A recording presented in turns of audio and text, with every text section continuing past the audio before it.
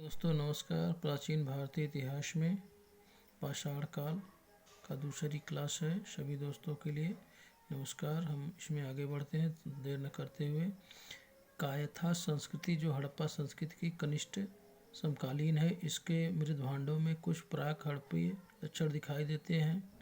साथ ही इन पर हड़प्पा प्रभाव भी स्पष्ट दिखाई देता है। इस संस्कृति की लगभग 40 बस्तियां मालवा क्षेत्र से प्राप्त हुई हैं, जो अत्यंत छोटी छोटी हैं। मालवा संस्कृति अपने मृत भांडों के प्रतिष्ठा के लिए जानी जाती है।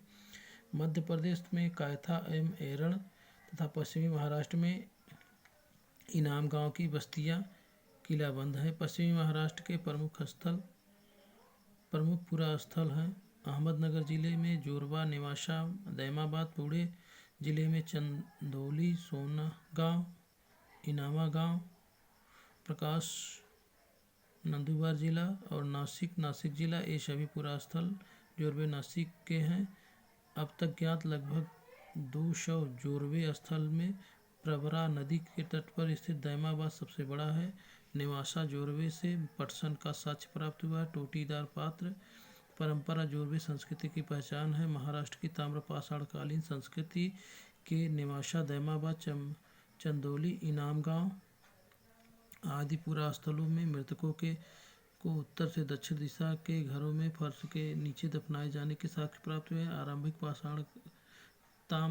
ताम्रपाषाण अवस्था के इनाम स्थल पर चूल्हों सहित बड़े बड़े कच्ची मिट्टी के मकान और गोलाकार गड्ढों वाले मकान मिले हैं। तत्पश्चात 1300 से 1000 ईस्वी पूर्व में 5 कमरों वाला एक मकान मिला है, जिसमें 4 कमरे आयताकार हैं और एक वृत्ताकार है।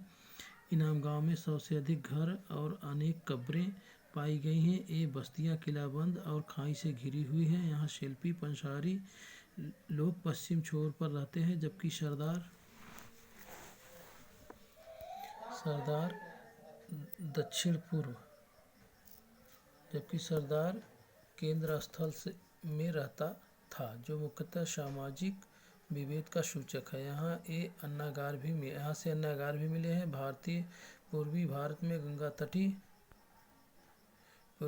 में गंगा तटवर्ती चिरांद के अलावा पश्चिम बंगाल के पूर्व बर्धमान जिले से पांडुराज डीबी और मेदिनीपुर जिले में महिषदल उल्लेखनीय ताम्रपाषाणकालीन स्थल है। कुछ अन्य पुरा स्थल जहाँ खुदाई हुई है बिहार के शिवनार, सोनपुर, ताराडीह, पूर्वी उत्तर प्रदेश, खैराडीह, नरहन, बिहार, महाराष्ट्र, मध्य प्रदेश में रहने वाले लोग टोटी वाले जलपात्र, गूढ़ीदार तस्तरियाँ और गूढ़ीदार कटोरे बनाते थे।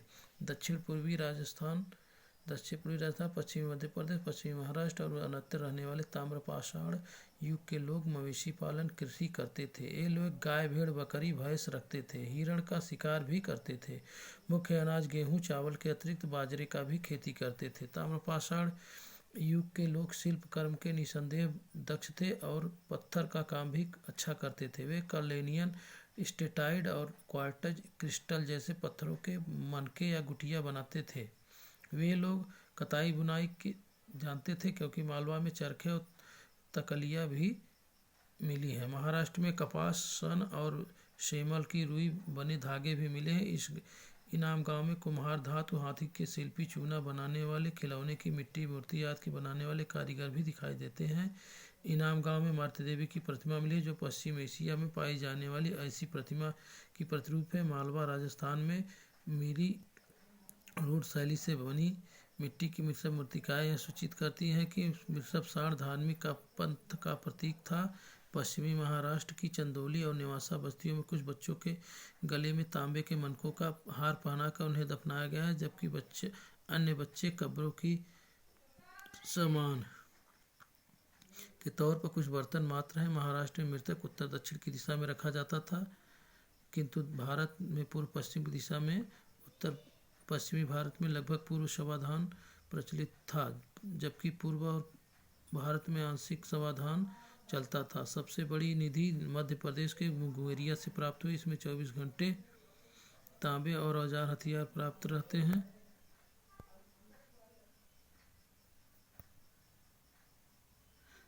रहते थे।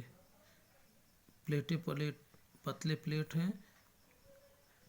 कायथा के घर में तांबे के 28 कंगर और 2 अद्वितीय ढंग की कुल्हाड़ियाँ पाई गई। इसी स्थान में स्टेराइट, कार्नेलियन जैसे कीमती पत्थरों के गोलियों के हार पात्रों में जमा पाए गए हैं। गलेश्वर स्थल राजस्थान में खेतड़ी, ताम्रपत्र के शिखर, झुनझुन जैसे तांबे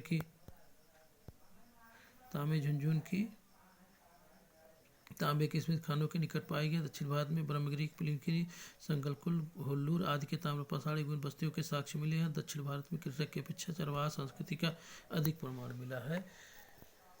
भारत में सर्वप्रथम 1861 में अलेक्जेंडर कनिंघम ने पुरातत्व सर्वेक्षण के रूप में नियुक्त किया गया है। 1871 पुरातत्व सर्वेक्षण को सरकार के एक विभाग के रूप में गठित किया गया। वर्ष 1901 में लॉर्ड कर्जन के समय में इसे भारतीय पुरातत्व सर्वेक्षण के रूप में केंद्रीकृत कर जॉन मार्शल को इसका नया महानिदेशक बनाया गया, जो 1902 में जॉन मार्शल ने कार्यभार ग्रहण किया।